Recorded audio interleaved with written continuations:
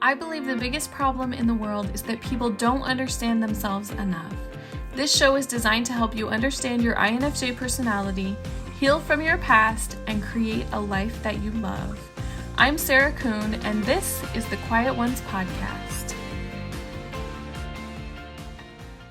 The Quiet Ones podcast is presented by Nanocraft CBD. Nanocraft was built on a simple mission: create exceptional CBD products that contribute to overall health. CBD is a natural, organic, and holistic option for a wide range of health concerns, including better sleep, reduced anxiety, and improved overall health.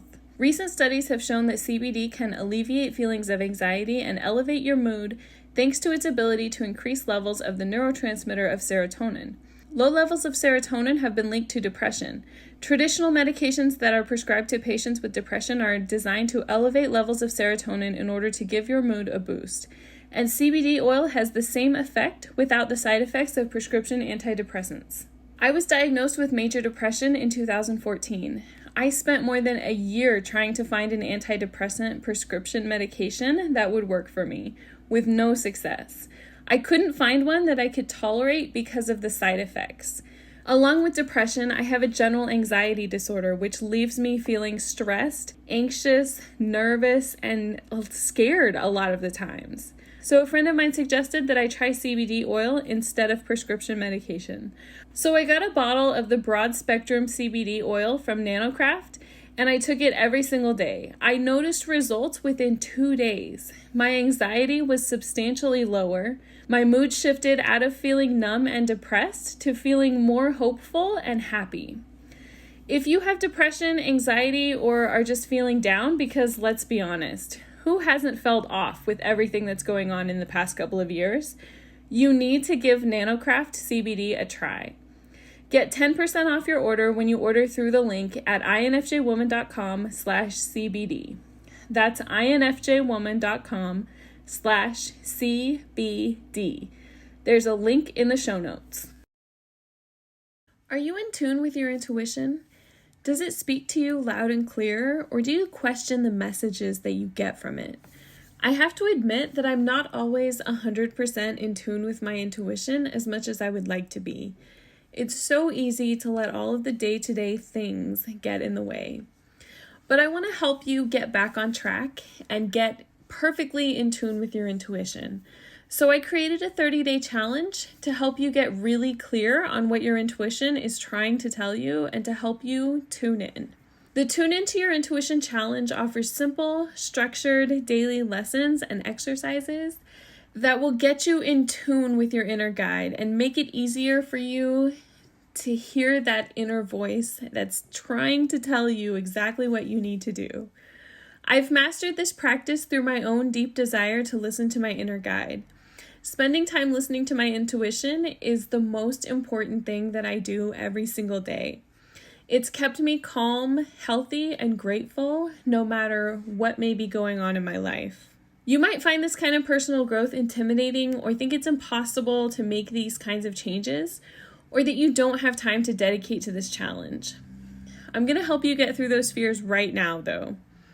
I've laid out a plan for you, and I'll guide you every single step of the way. It doesn't matter whether you've been leaning into your intuition for years or are a complete beginner. All you have to do is show up. And here's my promise. By the end of this 30-day challenge, you'll have a solid foundation of guidance, a calm and grateful mind, and an improved connection to your inner guide. The Tune Into Your Intuition Challenge starts January 1st, but if you sign up now, you'll gain first access to all of the prep work that will set you up for the extraordinary changes available to you in this challenge. Sign up now at infjwoman.com/intuition. There's a link in the show notes. Sign up now and consider your New Year's resolutions taken care of. Go to infjwoman.com/intuition to sign up now. Today we're talking about, are you living your life based on other people's opinions?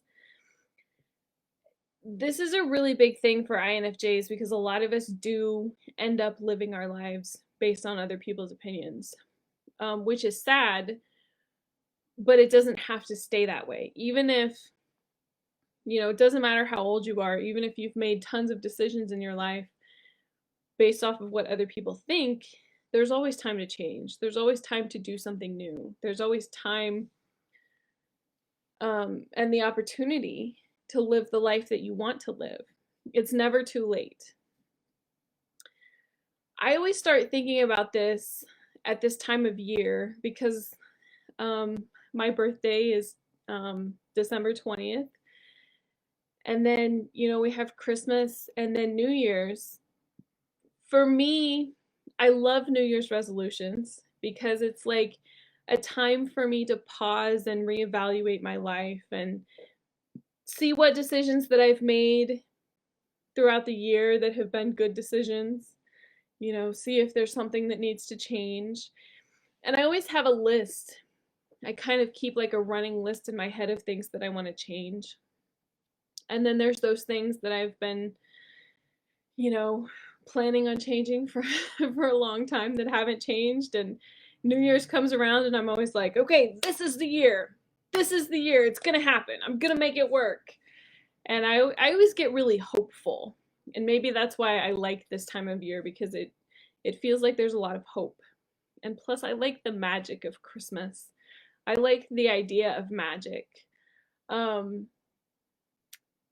I don't know why. I'm just kind of like really attracted to that idea of magic. I think there's a lot of hope there. Maybe that's why. A lot of us as INFJs, we have a lot of expectations, right? We have high standards. We expect a lot out of ourselves, and we expect a lot out of other people as well. And because we're so good at thinking about the future and making plans and dreaming, we end up with a lot of expectations about ourselves, about how our life should look like, how we want it to look like. So having the ability to think about the future, to make plans, and have high standards, it's kind of a blessing and a curse. Because what happens is you end up with this idealized version of what your life should be like. You want a Disney movie or a Hallmark movie that's like this perfect magical thing, with a great partner, whether that's a guy or a girl, whatever your preference is. I dream of having this beautiful husband who just like loves me more than life itself. I want a big farmhouse with a white picket fence, a nice car, the whole thing, right? And then I look around at my life and I'm like, ooh, like I'm so disappointed. I'm going to be 36 this year and I don't have a husband. I don't have a nice house with a white picket fence. There are no kids. There's no swimming pool in the backyard. Like, my birthday party is going to be me. That's it. And it's been that way for like 15 years now. I'm lucky if one of my friends takes me out to dinner. And the past couple of years with the pandemic and things, it's like nobody wants to go out. But even before that, I feel like I kind of got gypped because my birthday is right before Christmas, right? So everybody is like partied out by the time you get to 5 days before Christmas.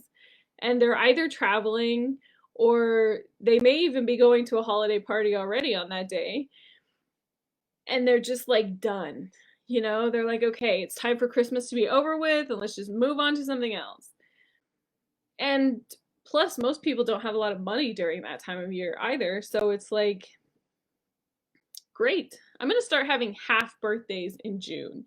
So I can have a pool party or, a big dinner when nobody's doing nothing.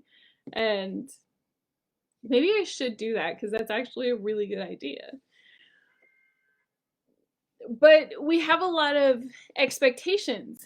We make plans and we think about what things should be like, what we want them to be like. And like I said, it's good and it's bad. But a lot of times we get stuck in planning mode too, right? We plan to make changes. We plan to do things. I've been planning to buy a house for a long time. So sometimes we plan, sometimes we make excuses, like, well, I was gonna start running, but then COVID happened, and like, how do you run with a mask on so you can't go to the gym and it's cold outside? So, like, maybe when it's not cold, I'll start running again. That sounds like a good idea. That's excuses, and that's also putting things off, right? When I feel like it, when I feel motivated, when it's nice outside, you know, next month, next year, um, just constantly putting things off.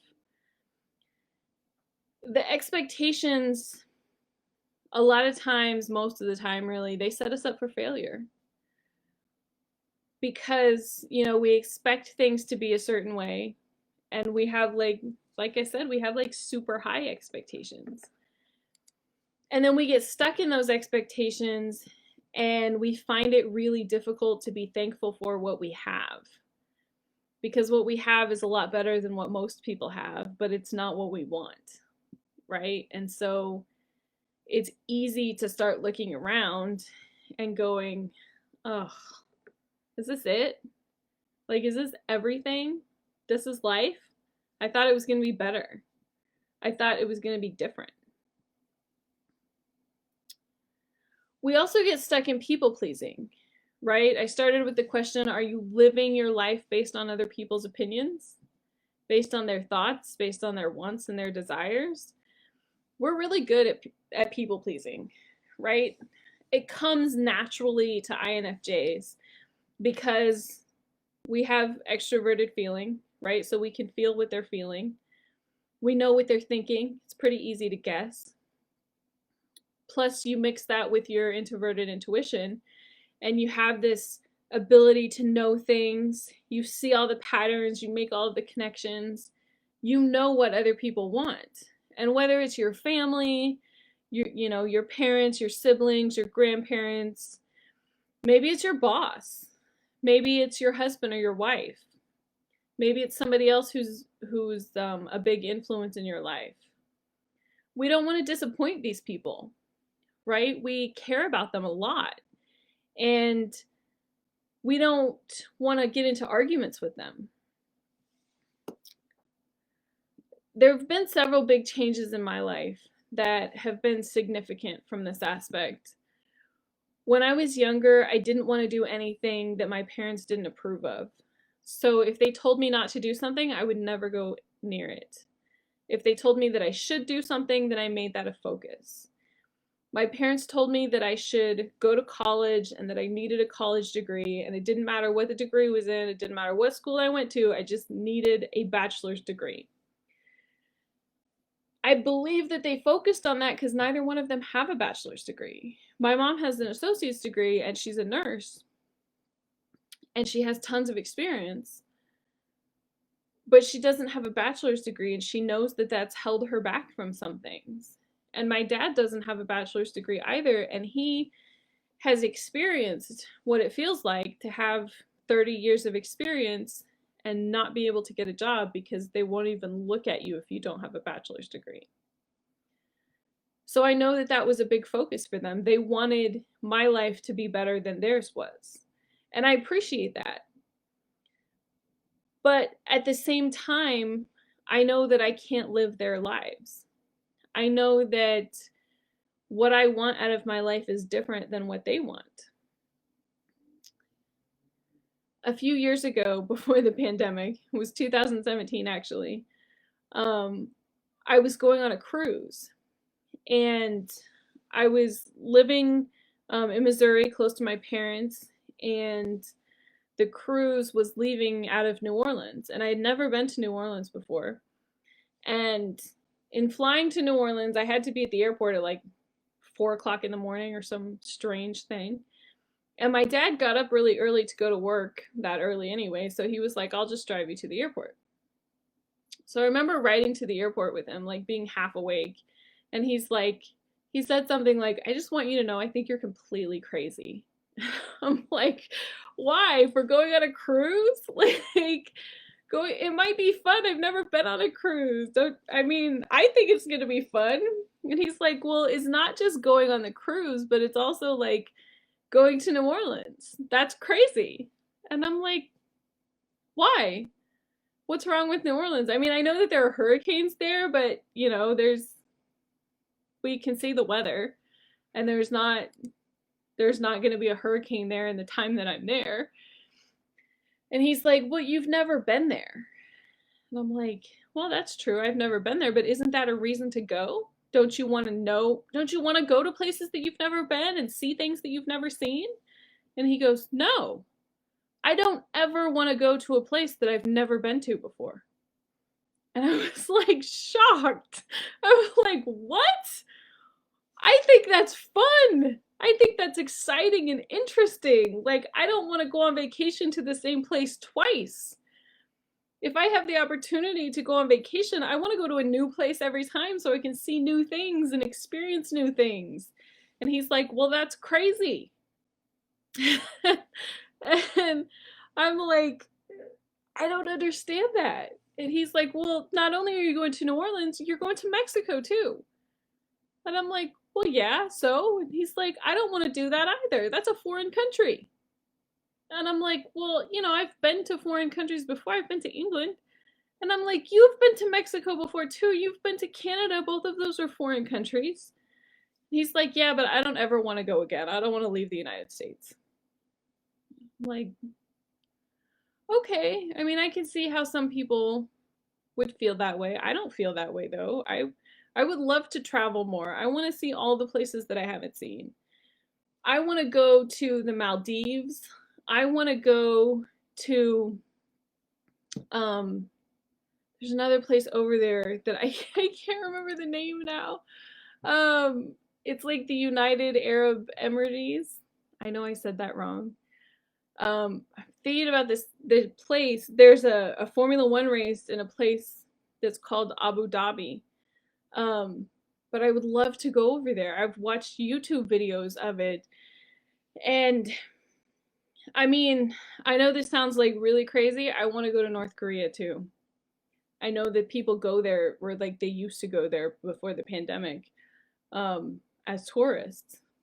I think it would be interesting, um, just to see how people live in different places. I would love to go to China and South Korea. I would love to go to Europe. There are tons of places in Europe that I want to go to. I would love to go to Poland and see the concentration camps from World War II. There are just so many things that I want to see that I don't know now if I'll get the opportunity to see them. But for me, I mean, just listening to my dad say, I don't ever want to go a place that I've never been before. I already knew it at that point, but it was just like this reaffirmation of like, I don't want to live the life that he lives. I don't want to make all of the same choices that he's made. I want to go new places. I want to do new things. And I don't think that there's anything wrong with that. I understand that that may disappoint him, but I feel like that's okay, because I don't think that he should expect me to live the same kind of life that he does. And I don't think that he does either. But sometimes we feel that way. And maybe your parents do expect you to make the same choices that they made. But I feel like there is an element there of you have to realize that you have to disappoint people sometimes, and that it's okay. It feels really selfish in the moment, right? It feels like, like you're choosing yourself rather than putting other people first. And when you're so used to putting other people first, it feels incredibly selfish to choose yourself. When I moved to North Carolina, I felt this a lot. And when I moved to Boston, I felt this a lot too. When I lived close to my parents, I fall back into the people pleasing that I grew up with. I'm the helper, I'm the person who does everything, I take on a lot of responsibility. None of my other siblings are like that. So I want to be there to help. I want to be there to do my part and to hold things together like I have for so long. But then there's this other side of me that wants to live my own life. This other side of me that wants to make my own decisions, that wants to live in peace rather than in chaos. And so, in order for me to choose peace, I have to make what feels like a selfish decision to not be there. And for me, I feel like the peace comes for me when I'm a long ways away from my family, because that way I don't get sucked back into the same feelings that were always there. The boundaries for me come from distance.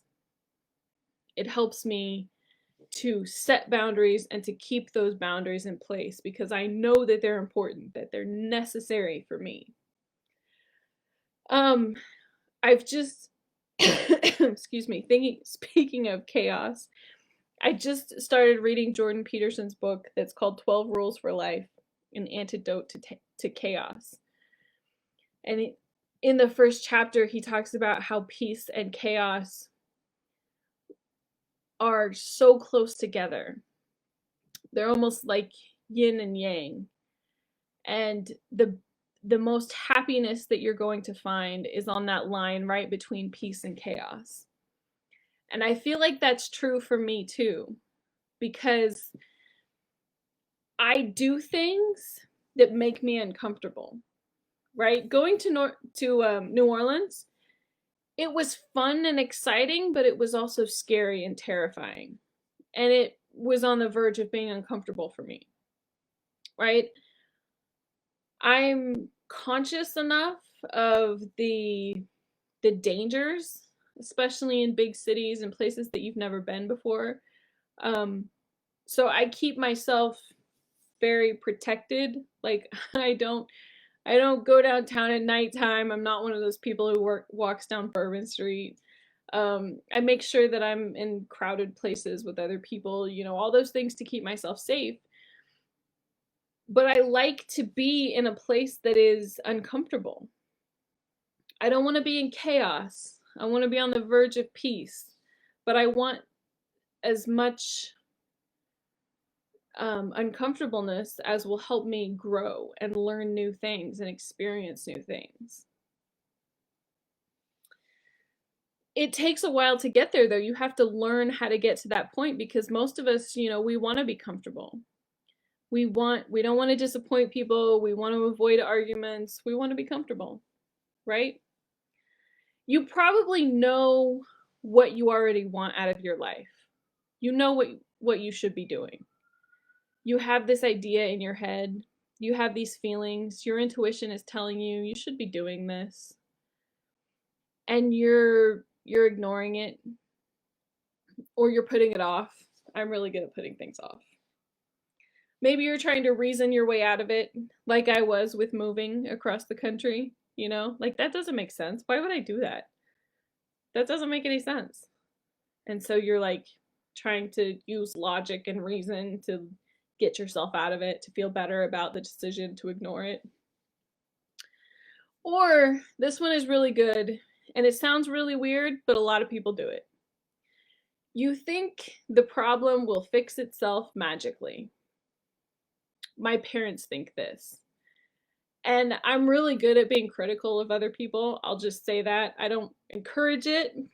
I'm just throwing that out there because I'm really good at it, right?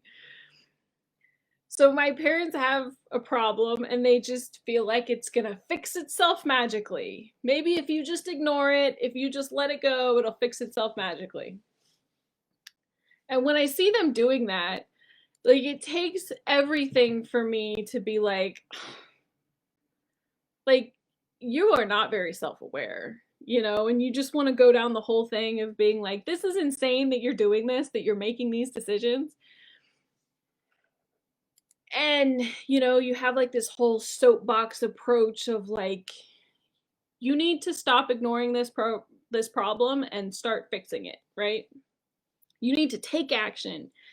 You need to make a plan and put it into motion. All these things. And then what happens is I start looking at my list of like New Year's resolutions, and half of the list is a recurring list for the past 15, 20 years. Some of the things on the list have actually gotten worse instead of gotten better. And I'm like, ooh, I am my parents. I'm expecting these things to fix themselves magically without me putting in any effort, or without me really doing anything, without me taking action. I'm just ignoring it, hoping it'll go away by itself.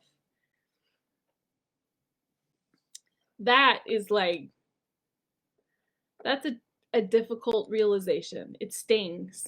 you know, like like I said, I'm really good at being critical of other people. I'm not so good at being critical of myself. But it was a really big um, realization to say, you know what? You do the same things that your parents do. So why are you being so critical of them? If you're doing the same things, then maybe you shouldn't be so critical of them. Maybe you should be more understanding. So when you think about, are you living your life based off of other people's expectations or their opinions? The answer is probably a mix, probably like a yes and a no. For me, over the last, let's see, I have to count. Um, I moved to North Carolina in 2010. So going into 12 years now.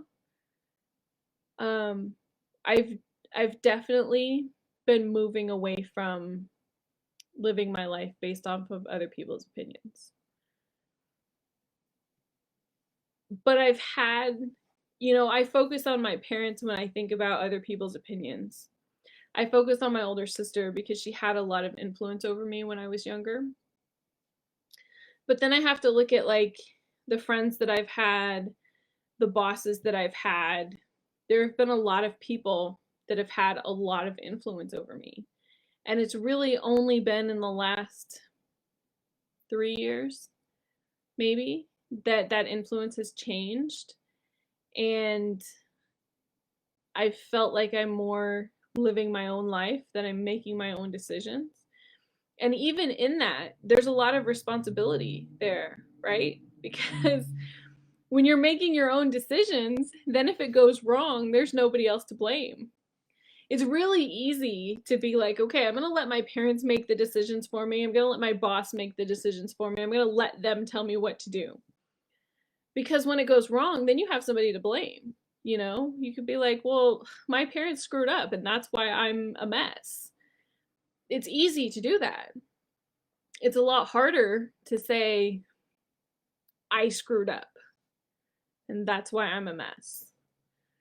But there's also a lot of power in taking on that responsibility because you don't have to stay in a mess, right? You can change your life.